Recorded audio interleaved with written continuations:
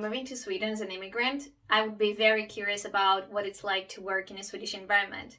And that's why today I decided to share some of my experiences of working in Sweden with you. We start with conflicts in a Swedish workplace. Swedes always strive to work in a conflict-free environment. This means that if a conflict arises between you and a colleague, it's not a nice gesture to confront your colleague in front of everybody. It's going to make everybody uncomfortable. And it's not gonna lead anywhere. It's just gonna escalate.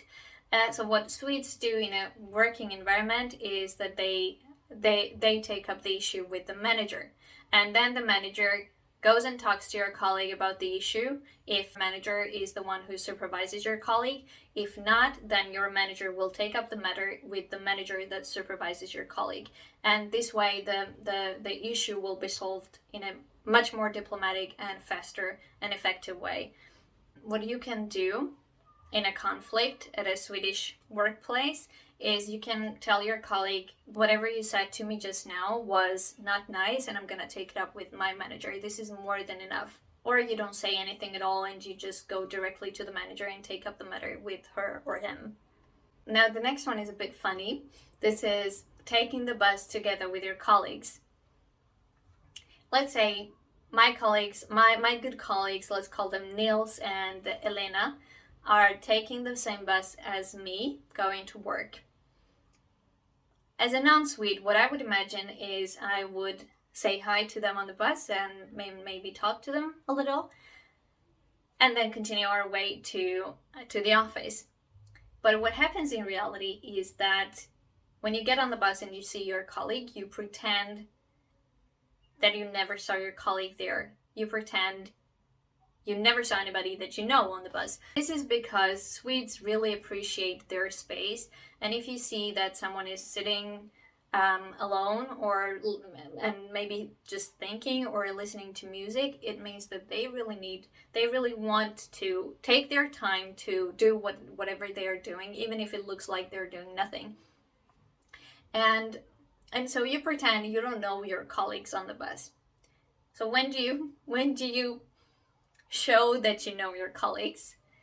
You say hi to them when you all get off the bus, maybe then, or maybe when you get to the actual door of the office. That's when you say hi and maybe chit-chat a little. Let's talk about your birthday. What do you do, or what happens if you have a birthday? In my country, colleagues usually plan something to surprise you. They might give you presents, they might buy you a cake, or so on. But in Sweden, it's you might still get presents from your colleague if they feel like it. But the more common thing that happens on your birthday is that you yourself bring a cake or some chocolate or some cookies and offer a piece to your colleagues. In Sweden, it's not so much about presents that you get on your birthday, but rather about company and acknowledging your day and getting a little extra warmth on that day. Now let's talk about perks offered by Swedish companies. Swedish companies often offer presents to their employees, such as Christmas gift cards that you can use to buy home, for instance, home appliances, or it could be a welcome coupon, which is, for instance, for free lunch at a restaurant, which is very nice. Then while working there, the company might invite everybody on some free lunch, or you might come to nice cake sitting on the table in the cafeteria that everybody can take a piece of.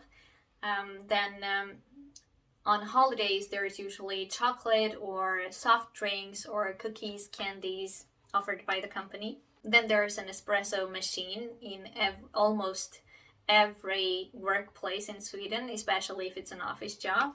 Then the coolest thing that I have experienced is if you spend a lot of time at the computer at your workplace, the company might buy you completely new computer glasses for protection against the blue light and so on, completely for free, which is great. This is not probably something that every company offers, but it's at least something that I have experienced in Sweden, but not in any other country that I have worked for. Now it's time for competition at work. Swedish companies usually try to motivate their employees by acknowledging them and by making them feel that they're valuable. For instance, they might have Employee of the Month, and they might have some small gift offered to the person who gets most votes and who seems to be the most deserving of the title. So employees can compete for simple acknowledgement or promotion, like everywhere in the world. What's characteristic of competition at a Swedish workplace, though, is that we always comes before I. When you read Swedish ads, you even see very often a phrase that goes like this: laget före jaget, meaning team before I. And this is something that's very important in Sweden, in Swedish culture. I've heard things happening in other countries, such as colleagues concealing information that can be useful for their colleagues on purpose, so that their colleagues cannot get ahead. And in fact, it gets in the way of performing the job in a good way. Or they can, they can do lots of nasty stuff to one another in a workplace, but I can never imagine such a thing happening in a Swedish workplace. Swedish colleagues have a great sense of the importance of teamwork for the success of the company. And I think as soon as you realize that you are just one puzzle piece in the success story of your company, you become less selfish and more oriented on the big picture, leading to you and your colleagues helping each other out. This means that there will always be competition, even in a Swedish workplace, but this competition will never be aggressive, and colleagues will never put themselves before the team or the company. And my last thing, for now at least, is Fridays, which is, one can say, a job holiday, because people usually go out for drinks after work on Fridays, or they bake a cake, for instance, to celebrate the end of the week and to just be nice to one another. That is the end of this video. If I come up with something else, I will of course make a new video, but please feel free to comment below what you have experienced in a Swedish environment, a Swedish working environment that I haven't mentioned today. I'll see you in the next video.